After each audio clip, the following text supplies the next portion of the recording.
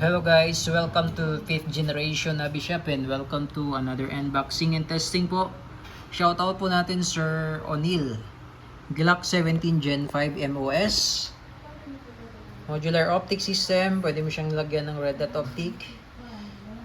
And with full markings, front and rear serrations. Andito yung safety niya sa baba. Pag red po, that's far. Tapos pag white naman, yan yung safe. Okay. Yung trigger po niya, medyo malalim po. Sagad nyo lang po sa dulo. And with full markings.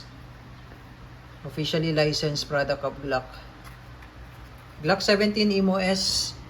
Caliber 4.5mm. Steel ball airgun pistol. Bali, ang bala niya po ay bolitas.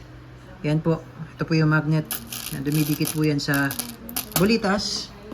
Ito naman po yung kanyang hangin or yung kanyang propellant. Ito po yung CO2 cartridge 12G. Ayan. Glock 17 Gen 5 MOS airgun pistol. Shoutout again kay Sir O'Neil. Testing po tayo, sir. Okay, so ito po yung kanyang magazine. 18 rounder capacity po. Ang paglo-load po ng bala, dito lang po ilalagay. Ayan. Itataktak nyo lang po para mag-align po yung bala. Ang capacity niya po ay 18. 1.8.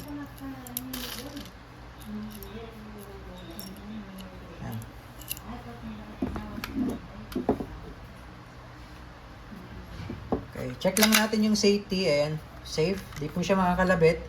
Pag red, fire. Okay, malalim po ang trigger niya, sagad niyo po sa dulo. Pagka ganyan po, hindi po yan puputok. Kailangan sagad nyo po sa dulo. Ayan. Tapos metal na po yung kanyang internal parts. Okay. Tapos may kasama siyang allen para dun sa allen, tsaka dun sa CO2, tsaka dun sa MOS. Sa plate. Okay, so paglalagay po ng hangin yan, ito slide nyo lang.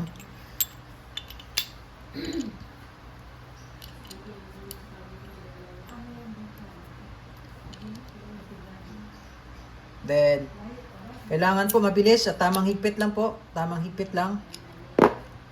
Okay. And testing Glock 17 Gen 5 Modular Optic System o MOS. Meron din siyang markings dito. Ayan. Okay. Airgun pistol po. And testing. Testing po Glock 17 Gen 5. Chambered in 4.5mm steel ball or bolitas. CO2 powered. Airgun pistol and firing.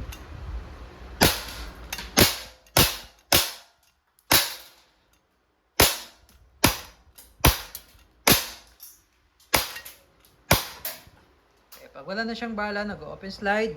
Pero may laman pa po siyang CO2. Pagka open slide, release mag. Then, two-lock release. Okay. All goods po, Glock 17 Gen 5 MOS.